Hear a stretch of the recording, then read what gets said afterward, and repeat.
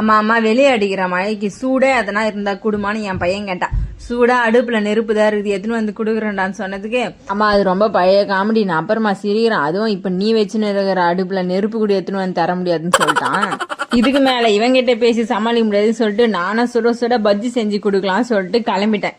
அதுக்கு first 2 வாழைக்காவை ஸ்லைஸா cut பண்ணி எடுத்துக்கின்னு வீட்டுல பஜ்ஜி மாவு பாக்கெட் தான் சரி இதை வச்சு செஞ்சு கொடுத்துலாம் சொல்லிட்டு ஒரு பாத்திரத்துல பஜ்ஜி மாவு பாக்கெட்டை கொட்டி தண்ணி விட்டு கட்டி இல்லாம நல்லா மிக்ஸ் பண்ணி எடுத்துக்கலாம். பேன்ல ஆயில் விட்டு ஆயில் நல்லா ஹீட் ஆனதுக்கு அப்புறமா நம்ம கட் பண்ணி வச்ச இந்த வாழைக்காவை அந்த பஜ்ஜி மாவுல டிம் பண்ணி எடுத்து எண்ணெயில விட்டு நம்ம போட்ட எல்லாத்தையும் இந்த பக்கம் ஒரு திருப்பு அந்த பக்கம் ஒரு திருப்பு நல்லா திருப்பி விட்டு வெந்ததுக்கு அப்புறமா ஒரு பிளேட்ல எடுத்து வச்சு பசங்க கிட்ட எடுத்துன்னு போய் கொடுக்கலாம். மழைக்கு இந்த மாதிரி சூடா செஞ்சு சாப்பிடும் போது உண்மையிலே வேற லெவல்ல இருந்தது. குழந்தைங்களாம் சாப்பிட்டு பார்த்து நல்லா இருக்குதுதான் சொன்னாங்க.